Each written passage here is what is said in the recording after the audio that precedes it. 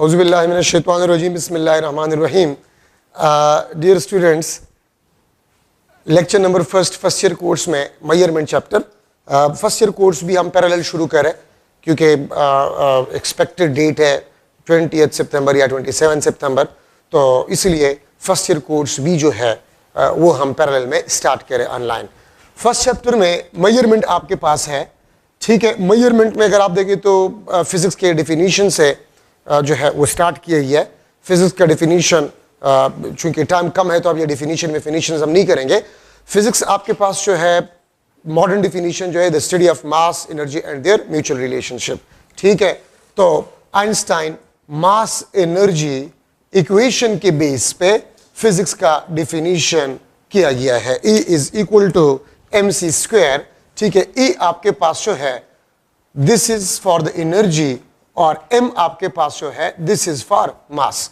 और याद रखिए मास को हम कहते हैं this is condensed form of energy, ठीक है। और इस इक्वेशन के मुताबिक से energy and mass they are interdependent.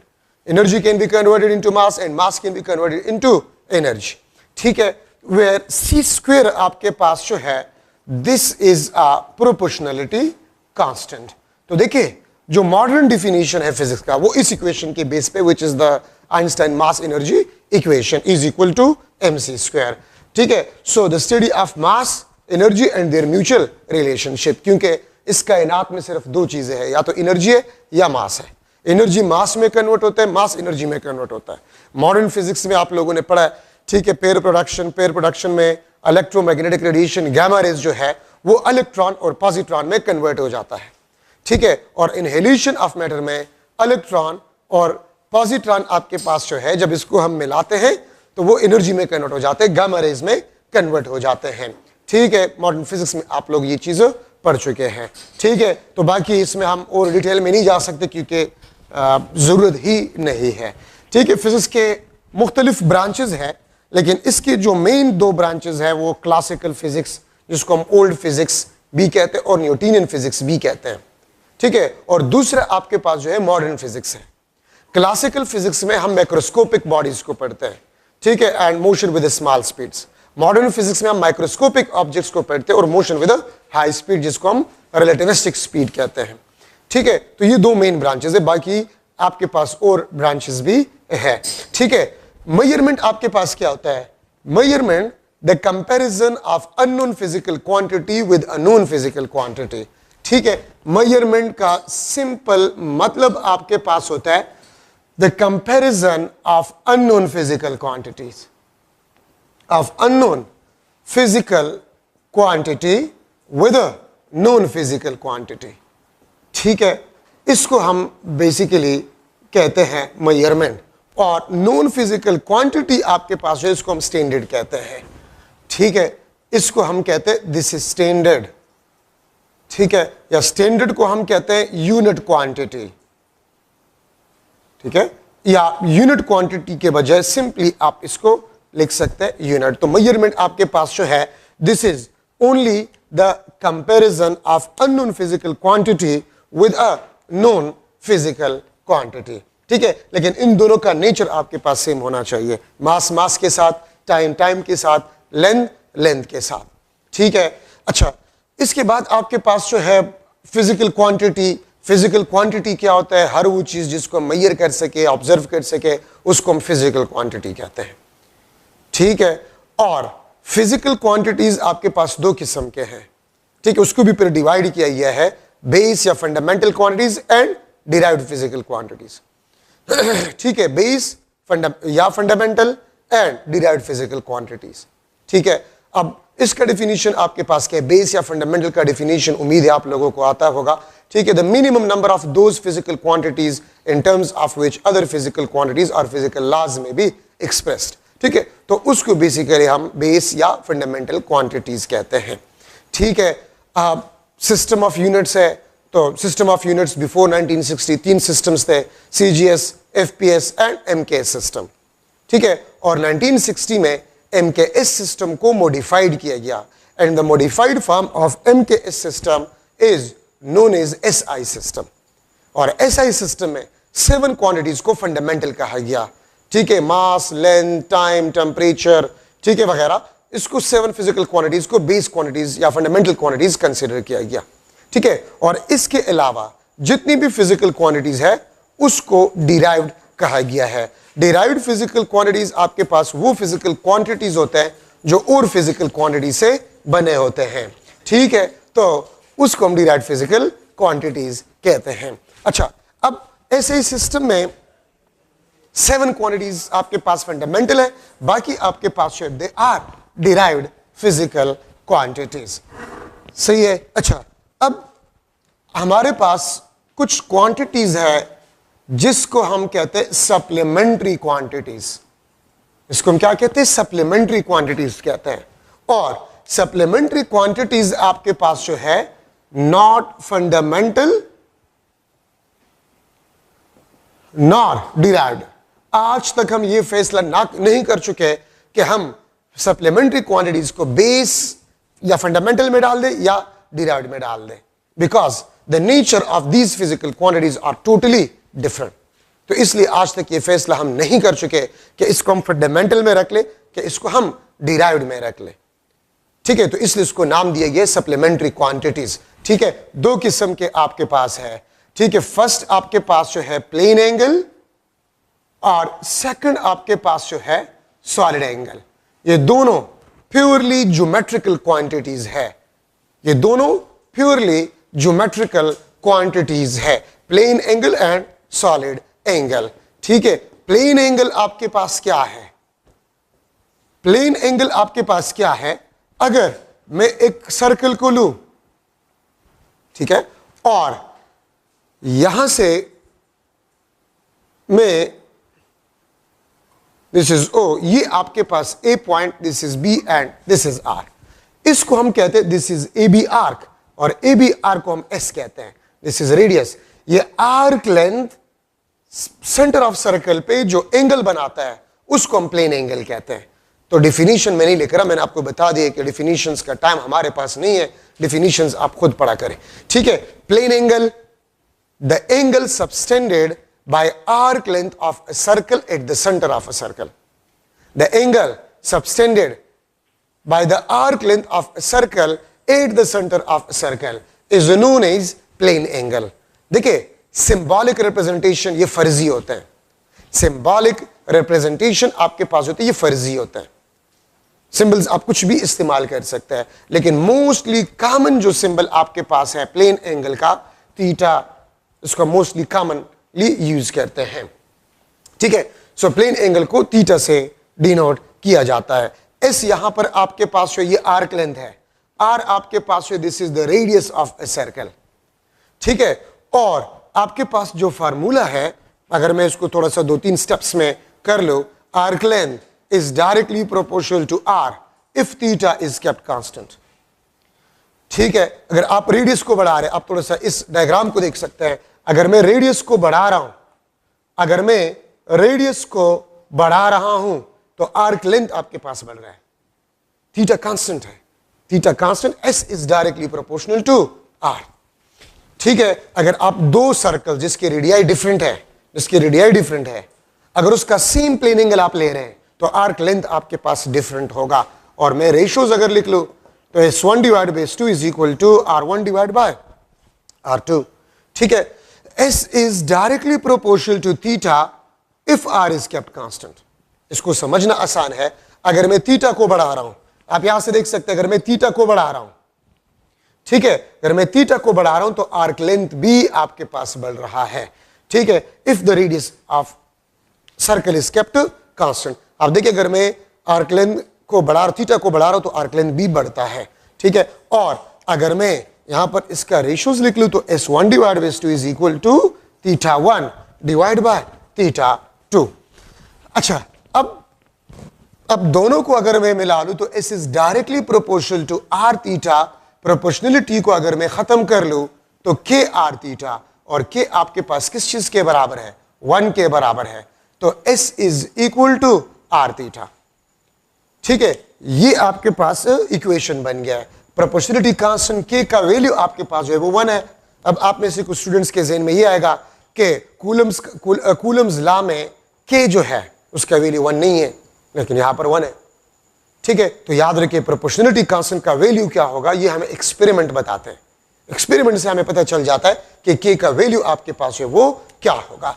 ठीक है, मैं यहां पर भी लिख सकता हूं theta is equal to S divide by r. ठीक है, और थीटा आपके पास क्या है, प्लेन एंगल है। तो देखिए प्लेन एंगल का डिफिनीशन आपके पास ये हो गया है, the ratio of arc length of a circle and radius of a circle, the ratio of arc length and radius of a circle is known as a plane angle. तो ये भी definition है, the ratio of arc length of a circle to the radius of a circle is known as plane angle. तो ये भी आपके पास plane angle का डिफिनीशन है। ठीक है, अच्छा अब यहां पर अगर मैं लो स्टैंडर्ड यूनिट, तो स्टैंडर्ड यूनिट आपके पास जो है प्लेन एंगल का वो आपके पास रेडियन है। The standard unit of plane angle is a radian.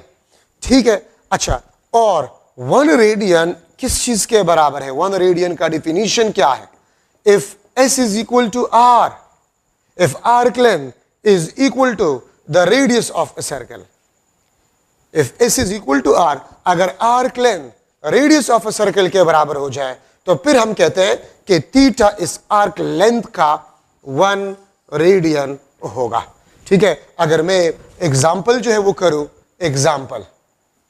Example number 1, if s is equal to 2 centimetre और रेडियस भी आपके पास 2 सेंटीमीटर है, एस भी आपके पास 2 सेंटीमीटर है, रेडियस भी आपके पास 2 सेंटीमीटर है, तो थीटा आपके पास जो होगा it will be equal to 1 radian. ये 1 रेडियन के बराबर आपके पास होगा। अगर मैं सेकंड एग्जांपल लूं, if S is equal to 6 centimetre, radius of a circle is also 6 centimetre, so theta आपके पास जो होगा it will be equal to 1 radian.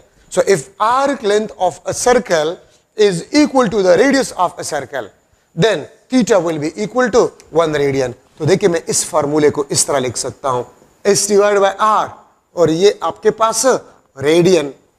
ठीक है, ये s बाय r ये आपको न्यूमेरिकल वैल्यू के बारे में बताता है। ठीक है, और आपके पास जो रेडियन है this is a proper unit. Radian आपके पास जो है ये आपके पास प्रॉपर यूनिट है, और यूनिट और न्यूमेरिकल वैल्यू मिलकर आपको मैग्नीट्यूड के बारे में बताता है। न्यूमेरिकल वैल्यू का मतलब होता है कि how much a physical quantity is more or less than the standard. ठीक है, आपको जो न्यूमेरिकल वैल्यू है वो आपको ये बताता है कि एक फिजिकल क्वांटिटी कितना ज्यादा है या कितना कम है फ्रॉम द स्टैंडर्ड वैल्यू। ठीक है, इसका मतलब आपके पास जो है वो ये होता है। ठीक है, अब अगर मैं लिख लूं कि आपके पास मास है, mass is equal to 1 kg, अगर मैं लिख लूं mass is equal to 5 kg, तो 5 kg का मतलब होता है 5 टाइम्स ऑफ 1 kg। तो इसका मतलब ये होता है कि ये मास जिसकी हम बात कर रहे हैं this is 5 times of standard. 1 kilogram standard है, यूनिट है, और जो मास लेट सपोज मैंने मेजर किया है वो 5 टाइम्स ऑफ स्टैंडर्ड है। तो न्यूमेरिकल नंबर आपको ये बताता है कि how much times the measured value is more or less than the physical quantity या स्टैंडर्ड। ठीक है, तो ये आपके पास रेडियन का डिफिनीशन आपके पास होगी, और complete formula s divide by r radian. ठीक है, अब अगर मैं लिख लूं कि arc length is equal to 2 times of radius, अगर मैं लिख लूं, चलिए मैं एक MCQ, if arc length of a circle is equal to 2 times of radius of a circle, then plane angle will be equal to dash. Plane angle आपके पास है वो क्या होगा। ठीक है, तो मैं लिख सकता हूं 1 रेडियन, 2 रेडियन। ठीक है, सी ऑप्शन आपके पास जो है दैट इज 114 डिग्री, और डी ऑप्शन आपके पास जो है दिस इज 57 डिग्री। तो आंसर आपके पास जो है 2 रेडियन। अगर यहां पर मैं लिख लूं theta is equal to dash in radian, मैं इसको चेंज कर रहा हूं, मैं इसको लिख लूंगा 1 डिग्री। ठीक है, तो ये आपके पास आंसर जो है 2 रेडियन है। सही है, तो ये आपके पास एक मॉडल MCQ। तो देखिए अगर आर्क लेंथ आपको गिवन और रेडियस गिवन है तो थीटा क्या होगा वो आप इस फार्मूले से मालूम कर सकते हैं। ठीक है, तो ये आपके पास एक मॉडल एमसीक्यू। अच्छा, अब इसके और भी यूनिट्स है। रेडियन आपके पास है वो स्टैंडर्ड यूनिट है। ठीक है, अब यहां पर मैं एक और चीज डिस्कस करना चाहता हूं कि मैक्सिमम एंगल आपके पास क्या होगा। तो इसके लिए circumference of circle, circumference of circle आपके पास है, this is equal to 2 pi R. ठीक है, या 2r को हम डायमीटर कहते हैं, मैं इसको इस तरह भी लिख सकता हूं, D pi, capital D is diameter, r is the radius. तो देखिए, if radius of a circle is given, if you put here you will get the circumference of a circle. ठीक है, और याद रखिए सरकमफेरेंस ऑफ अ सर्कल ये आपके पास maximum arc length है। This is the maximum arc length of a circle, this is the maximum arc length of a circle. तो मैं अगर आपसे पूछूं इस मैक्सिमम ये किस चीज के बराबर होगा, सरकमफेरेंस, और सरकमफेरेंस किस चीज के बराबर होगा, this will be equal to 2 pi R. ये आपके पास 2 पाई आर के बराबर होगा। ठीक है, अब अगर मैं आपसे पूछूं the angle subtended by circumference of circle, the angle subtended by circumference of a circle, so ये आपके पास बन जाएगा circumference divide by R into radian, या ये आपके पास 2 pi R divide by R into radian. So theta आपके पास बन जाएगा 2 पाई रेडियन। तो याद रखिए, आपसे पूछा जा सकता है what is the maximum, what is the angle of the maximum arc length of a circle, what is the angle of maximum arc length of a circle, या सर्कल का जो आर्क लेंथ है वो मैक्सिमम कितना angle बना सकता है। तो 2 पाई रेडियन, या इसको मैं इस तरह भी लिख सकता हूं पाई 3.14, तो ये आपके पास 6.28 रेडियन आपके पास होगा। ठीक है, सो this is the angle subtended by circumference of a circle. अब यहां पर आप इसको देख ले, angle subtended by circumference of a circle, this is independent, ये एक इंपॉर्टेंट कंसेप्ट है, मैं यहां पर लिख लेता हूं, ये आपके पास एक इंपॉर्टेंट कंसेप्ट है। This is independent of R, diameter, area, circumference. याद रखिए, जो मैक्सिमम एंगल है, ठीक है, या सरकमफेरेंस का जो एंगल है, this is independent of R, diameter, area and circumference. ठीक है, ये बात याद रखिए, ये आपके पास इंपॉर्टेंट कंसेप्ट है। क्या मतलब है इसका, आप अगर आपके पास एक इतना छोटा सा सर्कल है या इससे बड़ा सर्कल है, तो ये भी 2 पाई रेडियन एंगल को बनाता है और ये भी 2 पाई रेडियन एंगल को बनाता है। तो याद रखिए, आपको रेडियस में कंफ्यूज किया जा सकता है, आपको डायमीटर में कंफ्यूज किया जा सकता है, आपको सरकमफेरेंस में कंफ्यूज किया जा सकता है, आपको एरिया में कंफ्यूज किया जा सकता है। ठीक है, लेकिन ये बात याद रखिए कि सरकमफेरेंस जो एंगल बनाता है वो हमेशा आपके पास 2 पाई रेडियन होगा। अगर मैं लिख लूं एक एमसीक्यू, ठीक है, the angle subtended, the angle subtended by circle having 2 centimeter radius, angle subtended by circle having 2 centimeter radius at its center, 2 बल्कि 6.28 रेडियन। ठीक है, then angle subtended by circumference of another circle having 4 centimeter radius at its center will be dash। ठीक है, A option में लिख लेता हूं, that is 2 pi radian, B option आपके पास 1 रेडियन, सी ऑप्शन आपके पास 1 डिग्री, और डी ऑप्शन आपके पास जो है दैट इज 4 पाई रेडियन। ठीक है, आप थोड़ा सा क्वेश्चन को देखें, मैंने यहां पर लिखा the angle subtended by circle of circle 2 centimetre radius. तो अगर दूसरा सर्कल है जिसका रेडियस 4 सेंटीमीटर है वो कितना एंगल बनाएगा? तो देखिए, अगर सर्कल का डायमीटर डबल हो जाए, रेडियस डबल हो जाए, सरकमफेरेंस डबल हो जाए, एरिया डबल हो जाए, ठीक है, तो याद रखिए सरकमफेरेंस के एंगल पे कुछ भी फर्क नहीं पड़ेगा, वो आपके पास 2 पाई रेडियन ही होगा। एक सर्कल जो है वो 2 पाई रेडियन से ज्यादा एंगल नहीं बना सकता। So the maximum angle by the circumference of a circle is a 2 pi radian. The angle subtended by maximum arc length of a circle is 2 pi radian. ठीक है, अगर आप एरिया को डबल करें, रेडियस को, एरिया को, circumference को, diameter को, अब जितने भी टाइम चेंज करें तो सरकमफेरेंस ऑफ अ सर्कल वो 2 पाई रेडियन एंगल को बनाएगा। ठीक है, ये बात याद रखिए।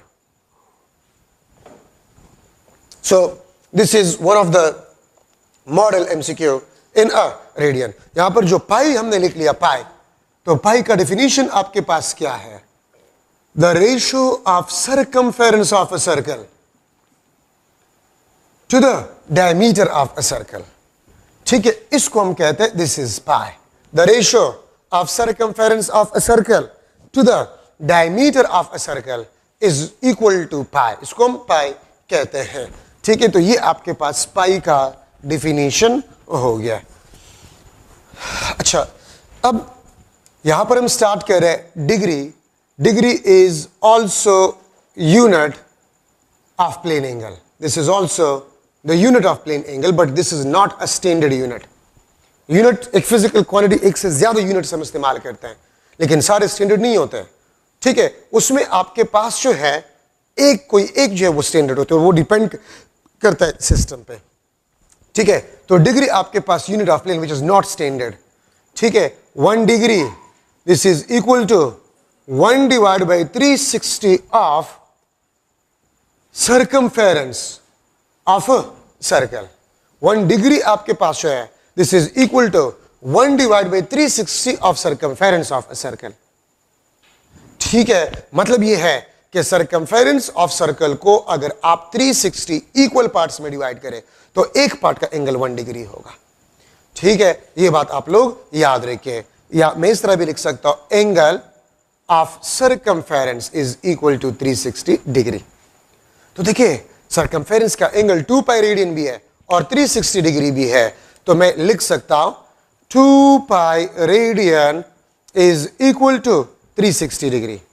2 pi radian is equal to 360 degree. और अगर मैं इसको स्प्लिट करूं तो 1 रेडियन आपके पास बन जाएगा 360 डिग्री डिवाइड बाय 2 पाई। और अगर आप इसको सॉल्व करें तो आपके पास बन जाता है 1 radian is equal to 57 degree.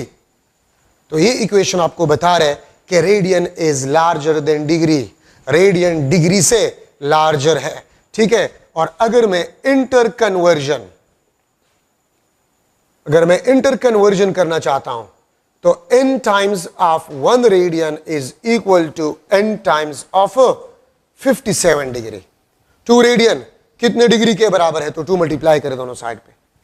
ठीक है, 4 रेडियन तो कितने डिग्री के बराबर? तो 4 दोनों साइड पे मल्टीप्लाई करें। ठीक है, और मैं इस तरह भी लिख सकता हूं कि 1 degree is equal to 2 pi radian divide by 360।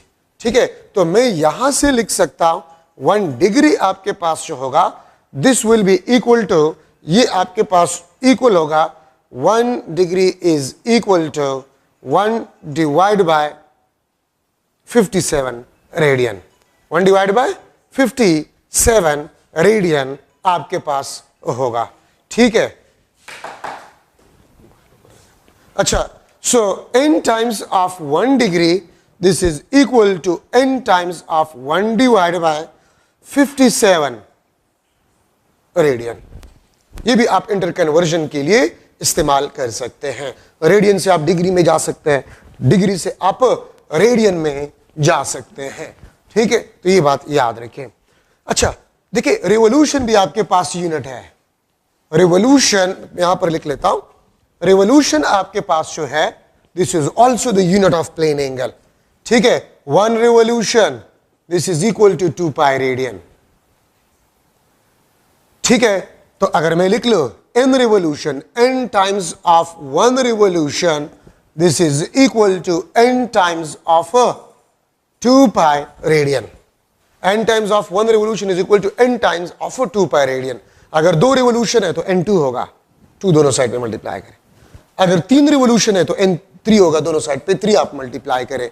ठीक है, और मैं लिख सकता हूं 1 radian is equal to 1 divide by 2 pi revolution.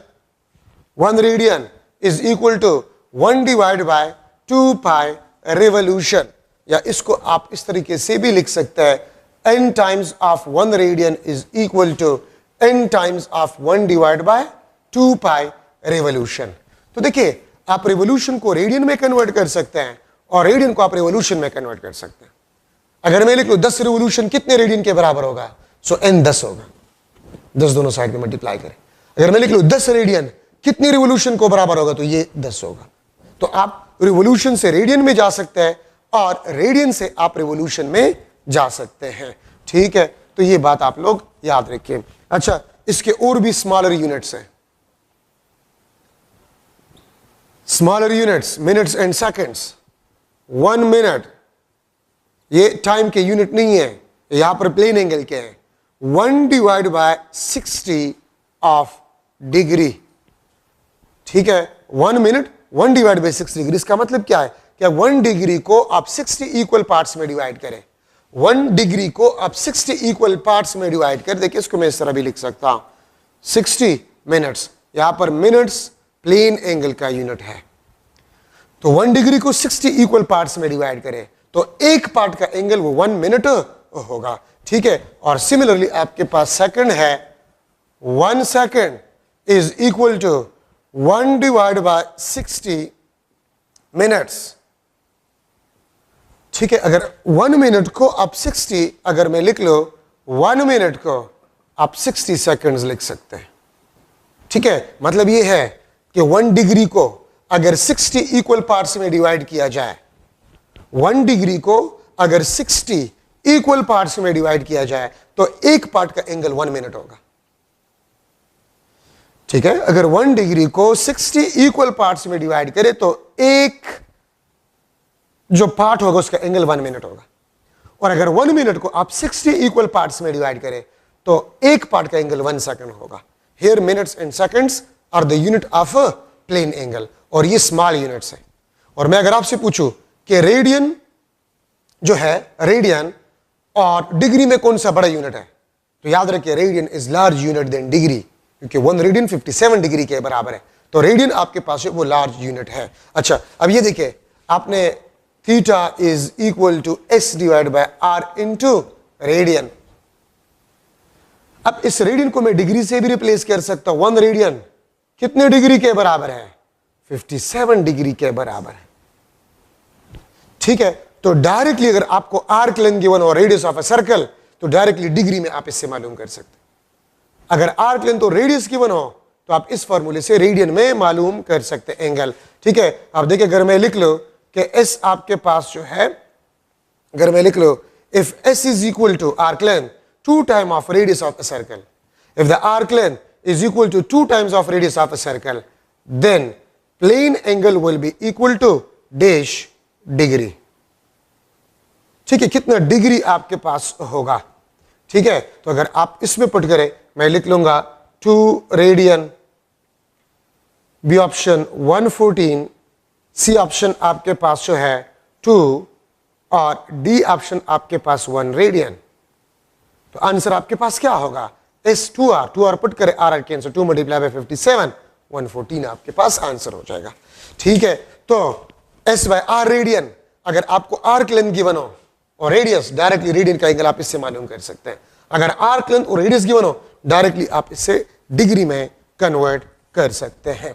ठीक है, so these are the important points in the plane angle. ठीक है, ये प्लेन एंगल में इंपॉर्टेंट पॉइंट्स आपके पास जो है बन गए। ठीक है, अगर मैं आपसे पूछूं हाफ सरकमफेरेंस कितना एंगल बनाते हैं? हाफ सरकमफेरेंस, तो पूरा सरकमफेरेंस 2 पाई रेडियन, तो हाफ सरकमफेरेंस पाई रेडियन। ठीक है, अगर मैं आपसे पूछूं कि what will be the angle of 1/4 of circumference of a circle, में एक एमसीक्यू यहां पर बना लेता हूं, यहां पर मैं लिख लूंगा। ठीक है, एक एमसीक्यू मैं लिख लेता हूं। What will be angle of 2 centimeter arc length of a circle of circumference, या having circumference having 20 centimeter circumference. What will be the angle of 2 centimeter arc length of a circle having 20 centimeter circumference? एक circle है, उसका circumference आपके पास 20 centimetre है। ठीक है, तो उसका 2 सेंटीमीटर आर्क लेंथ आपके पास होगा, वो कितना एंगल बनाएगा? 2 रेडियन। बी ऑप्शन आपके पास जो है π/5 रेडियन।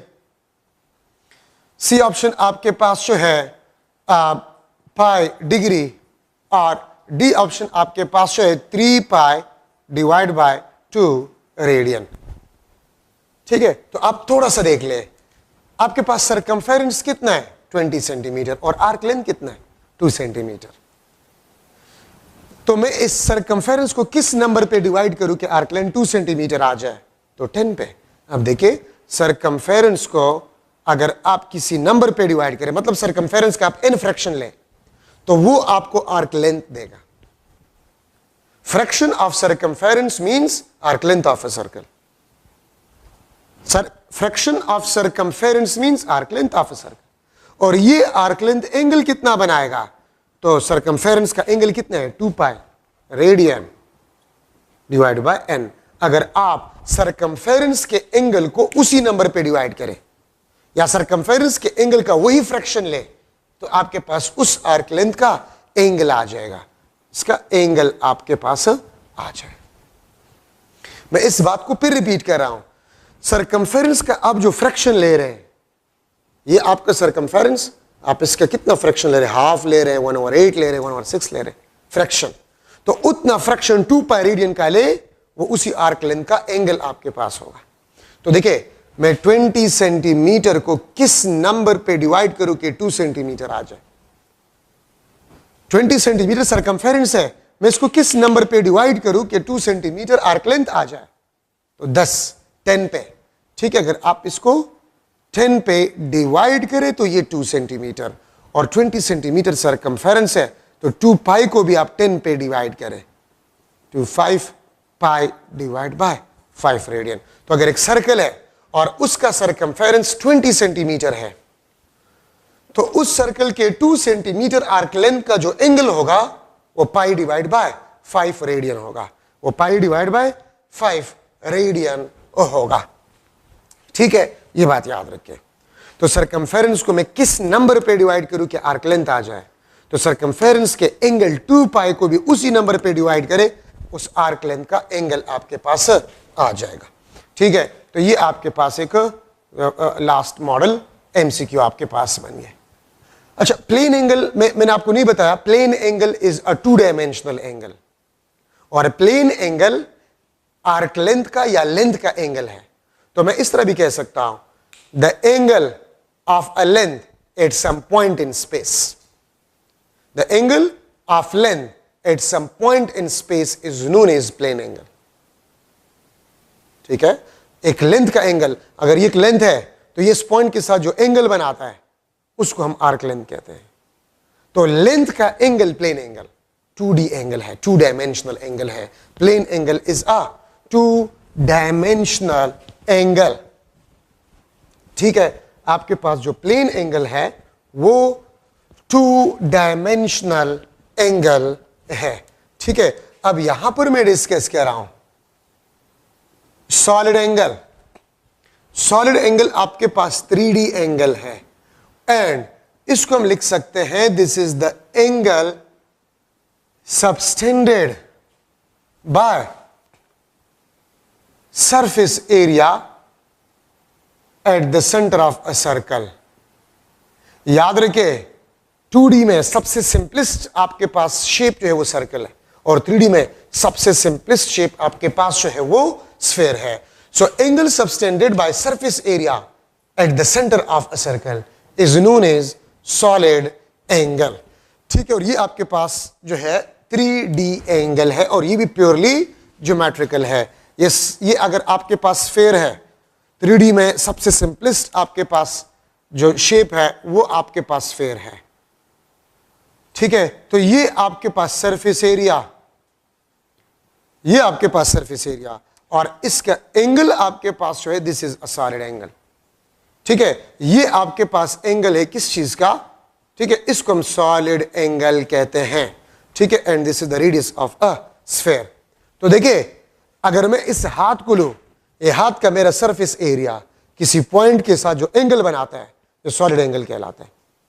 ठीक है, मैं अगर ये बुक लो, बुक का सरफेस एरिया, इस बुक का सरफेस एरिया किसी पॉइंट के साथ जो एंगल बनाते हैं वो सॉलिड एंगल कहलाएगा।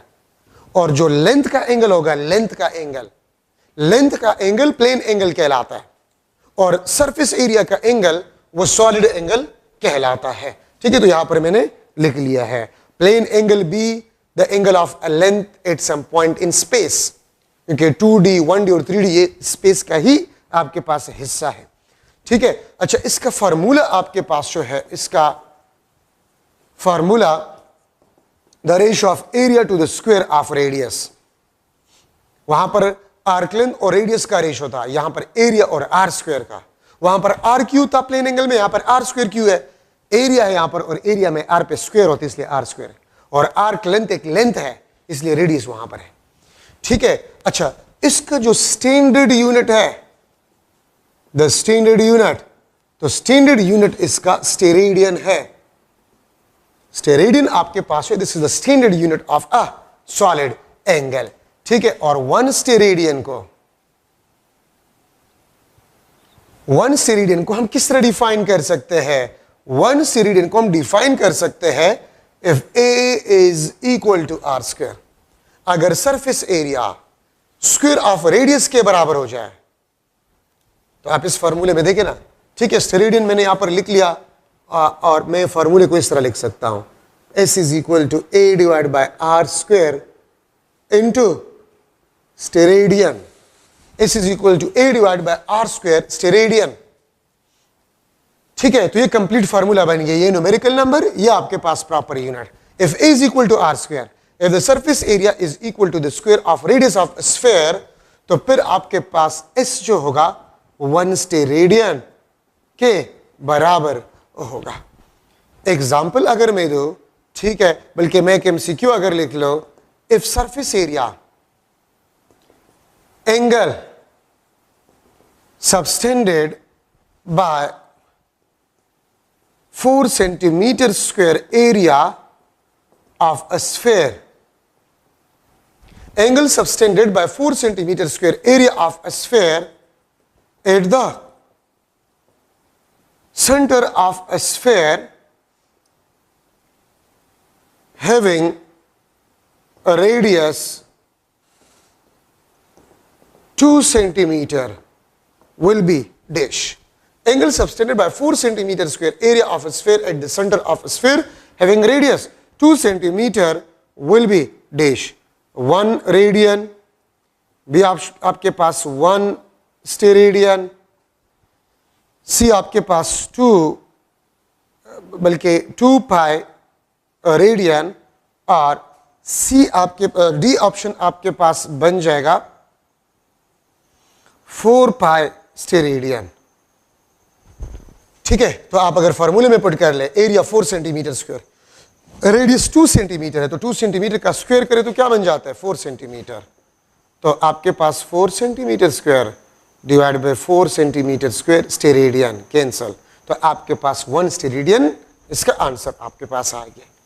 The angle subtended by the surface area of a sphere is known as solid angle, इसको हम सॉलिड एंगल कहते हैं। ठीक है, फॉर्मूला आपके पास a divide by R square steradian आपके पास बन गया है। ठीक है, अब यहां पर जो है, अब हम ले रहे the angle subtended bye closed surface area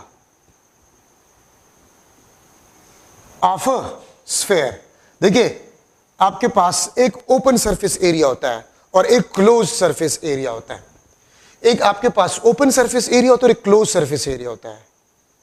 तो वो सरफेस एरिया जो कि कुछ वॉल्यूम को बाउंड करता है, स्पेस के वॉल्यूम को बाउंड करता है, इनक्लोज करता है, वो क्लोज सरफेस एरिया कहलाता है। आप जिस रूम में बैठे हुए हैं, आप इस रूम का क्लोज सरफेस एरिया क्या है? 1 2 3 4 5 6। आपके रूम के 6 फेसेस है और 6 फेसेस के एरियाज मालूम करके ऐड कर जाए तो आपके रूम का क्लोज सरफेस एरिया आ जाएगा। लेकिन एक दीवार का एरिया ओपन एरिया या फ्लैट एरिया, छत का area flat area open area, floor का फ्लैट एरिया या ओपन एरिया आपके पास है। तो close surface area, the area of any 3D body, the area which enclosed some volume of space, उसको हम क्लोज्ड सरफेस एरिया कहते हैं। क्योंकि यहां पर हमने स्फीयर लिया है। स्फीयर हमने क्यों लिया है? क्योंकि स्फीयर 3D में से सबसे सिंपलेस्ट ऑब्जेक्ट आपके पास है। ठीक है, the area of a sphere, this is equal to 4 pi R square. The area of a sphere is equal to 4 pi R square. ठीक है, तो मैं अगर सॉलिड एंगल लिख लो, so area of a sphere divide by R square into steradian. ठीक है, तो मैं इसको लिख लूंगा 4 pi R square divide by R square into steradian, और इस आपके पास बन जाएगा S is equal to 4 pi steradian. So this is the angle subtended by the closed surface area of a sphere. ठीक है, 4 पाई स्टेरेडियन। आप अगर इसमें देखें, जिस तरह आपने सरकमफेरेंस के एंगल में पढ़ा 2 पाई रेडियन, उसमें भी रेडियस या डायमीटर या एरिया नहीं था या सरकमफेरेंस नहीं था। ठीक है, अब अगर आप इसमें देखें, इसमें भी ना तो रेडियस है, ना डायमीटर है, ना लेंथ है, ना एरिया है, ना वॉल्यूम है। तो मैं लिख लूंगा एक इंपॉर्टेंट कंसेप्ट, इसमें भी एक इंपॉर्टेंट कंसेप्ट में लिख लूंगा कि आपके पास independent of R, diameter D, area A, volume V। ठीक है, इससे इंडिपेंडेंट आपके पास होता है। सो देखिए, मैं इसके साथ भी लिख लेता हूं, this is the angle subtended, the angle subtended by any closed surface area, by any closed surface area at its interior point, at its interior point। ठीक है, this is very important concept. देखिए, हमने तो sphere से शुरू किया, लेकिन हम इसको किसी भी 3D ऑब्जेक्ट के लिए इस्तेमाल कर सकते हैं। This is the angle subtended by any close surface area at its interior point. Any closed surface area, आप जिस रूम में बैठे हुए हैं उस रूम के क्लोज सरफेस एरिया का एंगल किसी इंटीरियर पॉइंट के साथ क्या है? तो 4 पाई स्टेरेडियन। ठीक है, फुटबॉल है, फुटबॉल का क्लोज सरफेस एरिया सेंटर के साथ, विच इज द इंटीरियर पॉइंट। ठीक है, 4 पाई स्टेरेडियन। क्रिकेट बॉल का 4 पाई स्टेरेडियन। अर्थ का क्लोज सरफेस एरिया अपने सेंटर के साथ 4 पाई स्टेरेडियन। सन का क्लोज सरफेस एरिया सेंटर के साथ एंगल 4 पाई स्टेरेडियन। तो देखिए, अगर आप एक क्रिकेट बॉल ले रहे हैं, आप एक फुटबॉल ले रहे हैं, आप अर्थ ले रहे हैं, आप सन ले रहे हैं, ठीक है, आप अपना रूम ले रहे हैं, तो हर चीज के क्लोज सरफेस एरिया का जो एंगल है वो 4 पाई स्टेरेडियन होता है। ठीक है, एट इट्स इंटीरियर पॉइंट। ये एक्सटीरियर के साथ नहीं हो सकता, ये इंटीरियर के साथ होता है। ठीक है, सो ये मैक्सिमम एंगल है। अगर आपसे मैं पूछूं what is the maximum angle of a surface area of a close surface area, surface area of a close surface area, आपके रूम का एक वॉल का सरफेस एरिया वो क्लोज सरफेस एरिया का ही हिस्सा है। ठीक है, तो 4 पाई स्टेरेडियन ये आपके पास मैक्सिमम एंगल है। तो एक स्फीयर का रेडियस जो भी हो, एक स्फीयर का डायमीटर जो भी हो, मैं यहां पर लिख सकता हूं MCQ के the ratio of the radii of two spheres is equal to 1:4।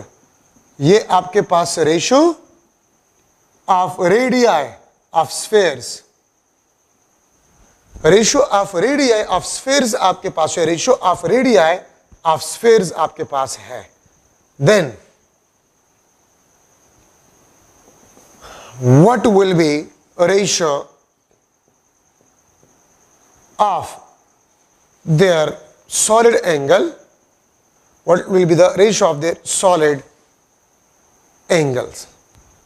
ठीक है, then what will be the ratio of their solid angles of closed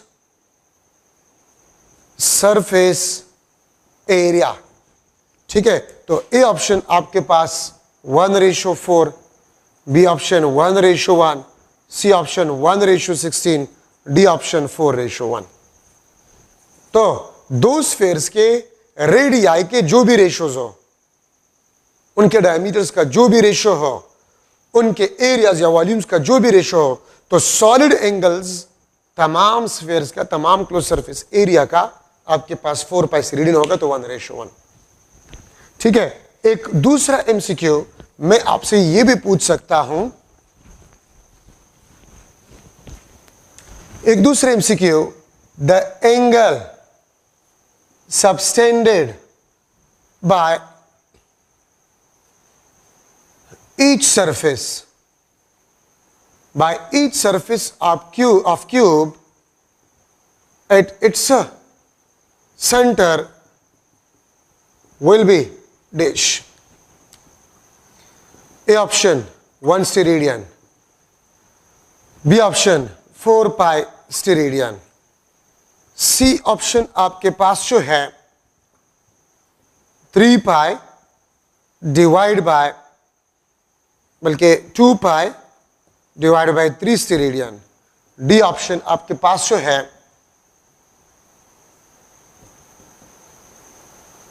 4π divide by 3 steradian.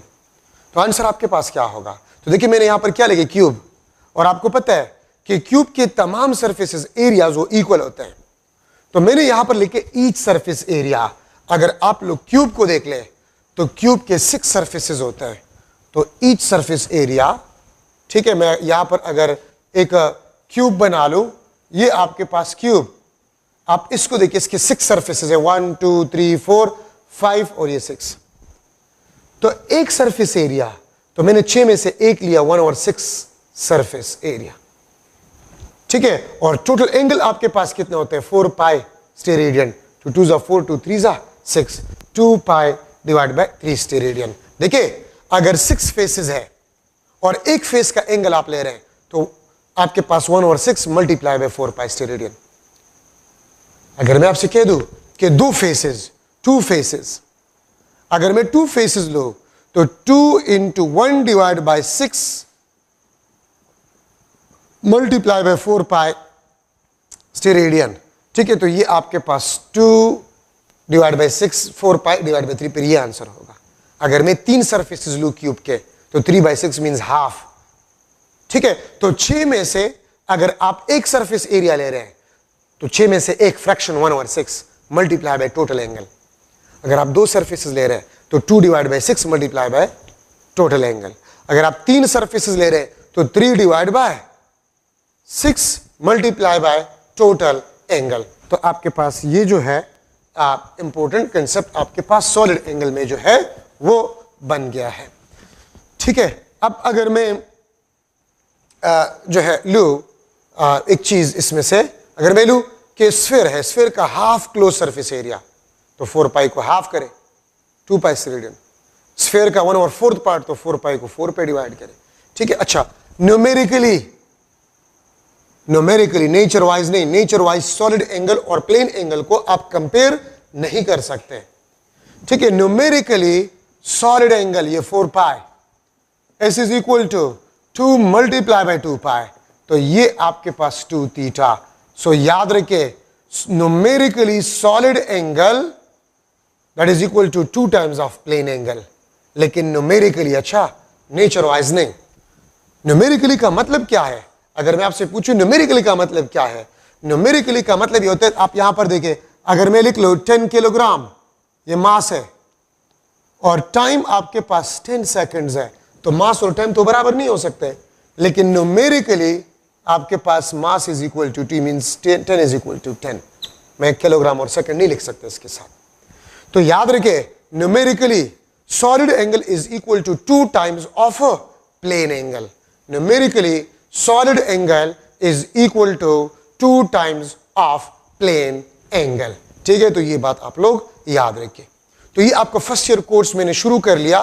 ठीक है, फर्स्ट ईयर कोर्स भी हम पैरेलल में जाएंगे, 2 lectures upload होंगे। ठीक है, एक सुबह और एक शाम को, और कोशिश करते कि इंपॉर्टेंट चीजें जो है फर्स्ट ईयर चूंकि इंपॉर्टेंट और आप लोगों से भूल गए तो हम इसमें ज्यादा काम करेंगे, और सेकेंड ईयर में थोड़ा, सेकेंड ईयर में तो कम जो है काम जो है वो रह गया है। ठीक है, तो नेक्स्ट लेक्चर में फर्स्ट ईयर के सेकेंड लेक्चर में मैं स्टार्ट करूंगा। देखिए इसमें आपको चीजें है साइंटिफिक नोटेशन। ठीक है, आसान सी चीजें हैं, प्रीफिक्सेस है। ठीक है, साइंटिफिक नोटेशन आप पढ़े, प्रीफिक्सेस आप पढ़े। ठीक है, एरर्स आप पढ़े, टाइप्स ऑफ एरर, अनसर्टेनिटी में अपने सीक्वेंस से जाऊंगा। ठीक है, इसको मैं सेकंड लेक्चर में इंशाल्लाह मैं करवाऊंगा, फर्स्ट ईयर के सेकंड लेक्चर में। तो आप गौर से जो है इसको पढ़े, इंशाल्लाह नेक्स्ट सेकंड लेक्चर में इन टॉपिक्स को मैं पढ़ाऊंगा। Thank you so much.